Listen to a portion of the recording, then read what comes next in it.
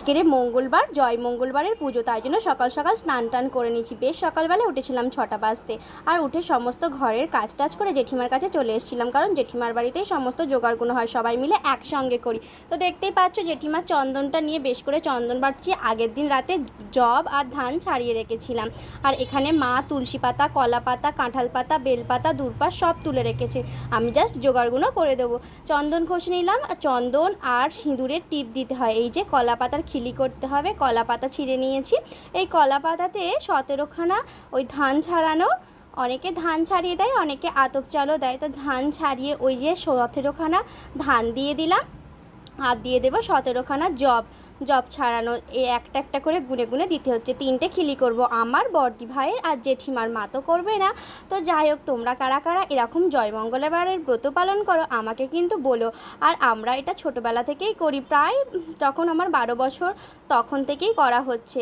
আইবুড়োবেলা থেকেই এই সবগুলো লোকে করে, আমি এটা করি। আর আমার যা বিয়ের পরই তুলেছে, তো আমার এইগুলো তোলা আছে। আমি এই উপোসগুলো করি, আর সারাদিনটাই পুজো পাঠের মধ্যে দিয়ে যাবে। সেই ভিডিওই তোমাদের সঙ্গে শেয়ার করব, দেখবে তোমাদের খুব ভালো লাগে। পুরো ভিডিওটা দেখতে থাকো, অনেক অনেক নতুন নতুন জিনিস ভালো লাগবে, শিখতে পারবে। এইদিকে দেখো আমাদের ক্লাবে কালী মন্দিরে এই জয় মঙ্গলবারের পুজোটা হয়। আর এখানে আমি 17টা তুলসী পাতা দিয়ে দিচ্ছি। এইগুলো কিন্তু গদ গিলতে হবে, সেই জন্য এই তুলসী পাতাগুলো একটু ছোট ছোট দিলেই ভালো হয়, নয়তো গলায় আটকে যায় মনে হয়।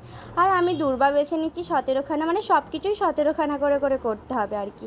এই দেখো পানের খিলি করে নিয়েছি আমি, ওটা চেপে চেপে দিচ্ছি যাতে না খুলে যায়। আসলে ওর ভেতরে ওই ধান, জব, তুলসী পাতা এগুলো দেয়া আছে কি না, ওই জন্য আমার খিলি তৈরি করা হয়ে গেছে। এবার জেঠিমা আর বড়দি ভাইয়ের খিলিটা তৈরি করছি।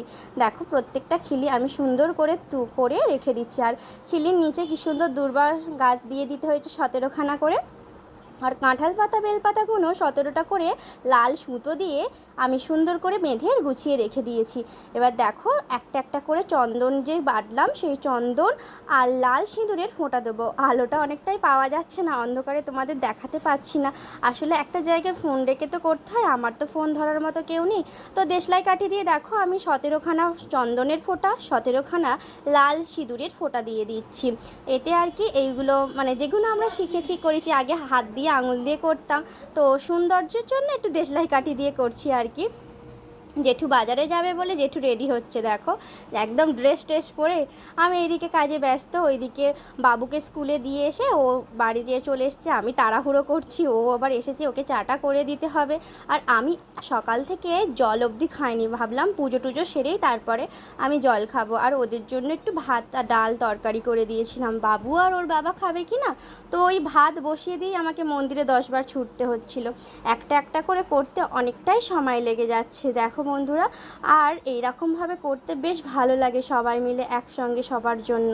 তো যাই হোক, ছোটোবেলা থেকেই যেহেতু এইগুলো করে আসছি, আরও অনেক পুজো বারব্রত করেছি, বিপত্তারিণী ব্রত। এদের এখানে কিন্তু অত বিপত্তারিণী ব্রতটা হয় না। যাই হোক, এই যে জেঠিমার এটা করে দিলেই আমার কাজ কমপ্লিট হয়ে যাবে। আর ওইদিকে ডালা সাজাতে হবে, ডালাতে করে ওগুলো দিতে হবে। আর এটা খেতে হবে পাকা কলার সঙ্গে, কাঁঠালি কলার সঙ্গে। সেই কলা, আম, মানে যে যা আর কি ফলের ডালা দেয় আর কি।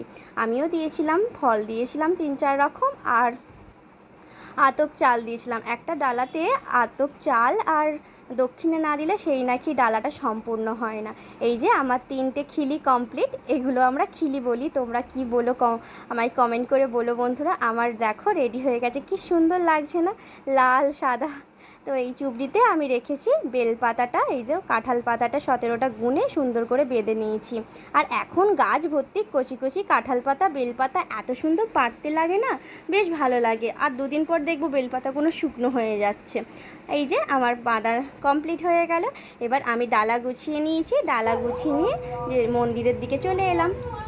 মন্দিরে আমি আসার আগেই দেখলাম অনেকেই চলে এসছে, অনেক লোক আসে জানো তো মন্দিরে, মানে যারা কখনো আসেনি তারাও আসে, বেশ ভালো লাগে। এই যে মন্দিরের পুজো হচ্ছে, ঘন্টা বাজাচ্ছে, মেজদি ভাই সবাই বসে আছে, আমি ভিডিও করছি বলে সবাই একটু দেখছে। হ্যাঁ, একটু তো দেখবেই আর কি। এই যে কাকিমা ডালা দিয়ে দিল, সবাই এসছে, ব্রাহ্মণও এসে গেছে। এবার পুষ্পাঞ্জলির পালা, আমি ফুল নিয়ে নিয়েছি। ব্রাহ্মণ বলছে আর আমরা পুষ্পাঞ্জলি দিচ্ছি। সবার লাস্টে গিয়েছিলাম ভাত দেখতে, গিয়ে একটু দেরি হয়ে গেছিলো, আমাকে রূপসা ডেকে আনলো, কাকিমা পুষ্পাঞ্জলি আরম্ভ হয়ে গেছে। তো পুষ্পাঞ্জলি আরম্ভ হয়ে গেছে, আমি দৌড়ে দৌড়ে গিয়ে সবার লাস্টে বসে দাঁড়িয়েছি। আর ওইরকম গুমোট গরমও হচ্ছে, ব্রাহ্মণ তো দেখছি চুবড়ির ঢাকা নিয়ে হাওয়া খাচ্ছে। আমার পিছন পিছন আমার বাবুও চলে গেছে, বিতানও এসে গেছে, ওরা দুষ্টুমি করছে। মানে যারা যারা করেছে, যারা যারা করেনি, অনেকেই কিন্তু চারিদিকে বসে আছে। তোমাদের আমি ভিডিওটা তো করিনি, একটা বোনকে দিয়েছিলাম যে একটু ভিডিওটা করে দিস, তো সেই করে দিচ্ছিল। আর দেখো, এটা আমাদের সেই কালীমাতা সংঘ ক্লাব, আর ওই হলো আমাদের মন্দির। এই মন্দিরেই যত পুজো পাঠগুলো হয় সবাই মিলে একসঙ্গে করি। এই যে আমাদের পুষ্পাঞ্জলি হচ্ছে, একবার করে ফুল নেওয়া হয়ে গেছে, আবার একবার ফুল দেওয়া হবে। ফুল নেওয়ার সময় যেন ঝামেলা, কার বেলপাতা পাওয়া যাচ্ছে না, কার লাল জবা পাওয়া যাচ্ছে না। পুজো হয়ে গেল, সবাইকে সিঁদুরে টিপ পরালো। এবার আমাকে বললো যে তুমি একটু ব্রতকথাটা পড়ে দাও। তো ব্রাহ্মণের সময় নেই বলে আমি পড়ে দিলাম।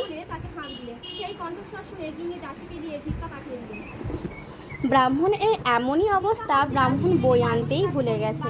আর আমাদের আগের যে ব্রাহ্মণ ছিল, সেই ব্রাহ্মণ কিন্তু ব্রতকথার বইটা পড়িয়ে দিত। তো সবাই মিলে শুনছে, আমি পড়ছি, আবার এইদিকে ঝামেলাও বেঁধে যাচ্ছে যে চরণমৃত্যু দাও, আমারটা উৎসর্গ করে দাও। যার সে যার পানের খিলিগুলো, মানে পানের খিলি নয়, ওই জয়মঙ্গলবারের যে কলা পাতা দিয়ে খিলিগুলো, সেগুলো যে যার সে যার নামে উৎসর্গ করে দিয়ে দিতে হয়। তো ব্রাহ্মণকে বলছিল, আর ব্রাহ্মণ উৎসর্গ করে দিচ্ছিল আর কি। আর বাচ্চাগুলো এত চেঁচামেচি করছিল, আমি আবার দেখছিলাম। হ্যাঁ, আমি আবার আলতা টালতা পড়তে গিয়েও অনেকটা দেরি হয়ে গেছে। আর পুজো পাঠ হলে একটু আলতা সিঁদুর না পড়লে যেন ভালো লাগে না। সব কাজের মধ্যে এই পুজো পাঠ হলে বেশ ভালো লাগে, জানো তো। মনটাও বেশ ঠাকুর ঠাকুর দিকে চলে যায়, এত কিছু থাকে না, মানে মনে পাপটা যেন সেদিন থাকে না। এমনিতে তো মনে পাপ ভর্তি সবারই। দেখো, সবাই বসে আছে মাঠেতে, বাচ্চারা খেলাধুলা করছে, আর অনেকে এই ব্রত কথাটা শুনছে। আসলে এই ব্রত কথার কয়েকটা ব্রতের মন্ত্র আছে, সেই মন্ত্রগুলো বলেই তারপরে গদটা গিলতে হয়। সোনার আংটির উপরবেলা, কেন মা মঙ্গলচণ্ডী এত বেলা, হাসতে হাসতে তেল হলুদ মাখতে তাই এত বেলা। ঠিক আছে, তো এরকম অনেকটা শ্লোক মতো মন্ত্র আছে, সেই মন্ত্রটা বলে বলে আর গদটা গিলতে হয়। তো আমি বলে দিলাম সবাইকে, সবাই শুনে নিল, সবাই যে যার সে যার প্রণাম করে চরণামৃত নিয়ে বাড়ি চলে যাওয়া হলো।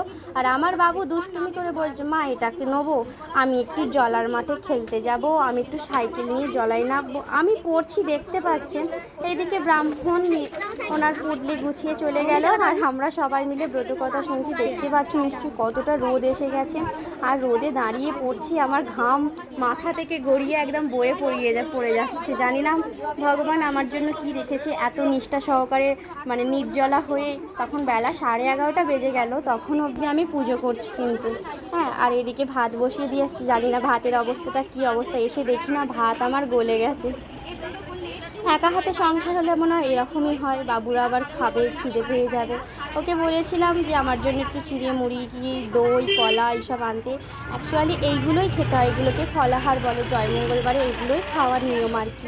তো সবাই যে যার সে যার ডালা নিয়ে নিয়েছে, দেখতে পাচ্ছ, ডালা নিয়ে সবাই বসে শুনছে, আমি পড়ছি। আর এইদিকে বাচ্চাগুলো একটু দুষ্টুমি করছে। ছোটোবেলায় যখন ঠাম্মার কাছে হতো, আমাদের নিজস্ব তো মন্দির আছে, কালী মন্দির, তো আমি বইটা পড়তাম। ঠাম্মা তো পড়াশোনা জানে না, তখন আমি বই পড়তাম, তখন নতুন নতুন পড়া শিখেছি, বেশ ভালো লাগতো, সবাই শুনতো। আজ এত দিন পর আমি পড়ছি, আমার ভয়ও লাগছে, ভালোও লাগছে। তো বললো একটু জোরে জোরে পড়ো, সবাই যেন শুনতে পায়। অনেকটা জোরে জোরেই পড়ছিলাম আর কি। আর আমার বাপের বাড়ি যখন পুজো হতো, আমাদের পাড়ার সমস্ত বৌদিরা, মানে সমস্ত মা বোনেরা এসে আমাদের মানে ঠাকুর ঘরে বসতো, বাইরে দাঁড়িয়ে দাঁড়িয়ে পুষ্পাঞ্জলি দিত। তখন একটা দিন ছিল, কি ভালো লাগতো। প্রত্যেকটা পুজো আমাদের বাড়িতে হতো, কারণ আমাদের বাড়ি কালী মন্দির, কালী ঠাকুর আছে বলে সব কিছু। বিপত্তারণীর সময় সারা রাত ধরে, রাত 12টা পর্যন্ত আমরা ডুরি বাঁধতাম। তো এইদিকে পুজোটা আমার কমপ্লিট হয়ে গেল, বাড়ি চলে এলাম। আর বাড়ি চলে এসে দেখো, গদ গিলবো বলে সব কিছু আমি রেডি করছি। কলা পাতা থেকে খিলিটা বার করে নিয়েছে, আর আমি গোটা ফল দিয়েছিলাম যেহেতু, তো একটা কলা পাকা নিয়ে নিলাম। সেই কলা পাকাটাই কিন্তু ছাড়িয়ে ওটার সঙ্গে ভালো করে চটকে মেখে নিতে হবে, না চিবিয়ে খেতে বলে। এই যে আমি আধখানা কলা পাকা নিলাম, ওটার সঙ্গে ভালো করে মাখাচ্ছি আর মাখিয়ে গালে দিতে হবে যাতে না চিবোয়। আর আমার এমনই হয়, কি করে চিবোবো, গলায় আটকে যাবে এরকম মনে হয়। তোমাদের কীরকম লাগে জানি না, আমারও একটু অসুবিধা হয়, তো দু একবার চিবিয়ে মতো নিয়ে তারপরেই ঘিঁটতে হয়।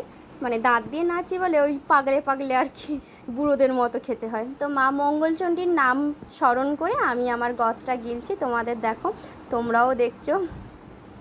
একটা ধান হাতে লেগেছিল, সেটাকেও গালে ঢুকিয়ে দিলাম, মানে গালে ওটা ঢোকে এই ঘিটে নিয়েছি, দেখতেই পেলে নিশ্চয়ই তোমরা। আর ওই কলা পাকাটা দিয়ে ঘিঁটতে তুলসী পাতাগুলো যেগুলো থাকে না, সেগুলোই একটু গলায় আটকে যায়। দেখো আমার পুরো ঘেঁটা কমপ্লিট। আর মা মঙ্গলচণ্ডীর জন্য আমি একটু যে সন্দেশ প্রসাদ দিয়েছিলাম, সেই সন্দেশটা খেয়েও আমি আমার ব্রত শেষ করলাম আর কি। আর দুপুরের জন্য আমার জন্য চিঁড়ে মুরগি, সন্দেশ, দই, আম, কলা দিয়ে ফলাহার খাওয়া হয়ে গেল। আমার এই মা মঙ্গলচণ্ডীর ব্রত তোমাদের কেমন লাগলো, পুরোটা সবটা তোমাদের ভিডিও করে দেখালাম, সেটা আমাকে কমেন্ট করে জানিও। আর ভালো লাগলে বন্ধুরা অবশ্যই একটা লাইক করো, তোমাদের জন্য আমি এত কষ্ট করে উপবাস করে ভিডিও করছি, তোমরা আমাদের একটা লাইক তো করতেই পারো, তাই না বন্ধুরা? Thank you.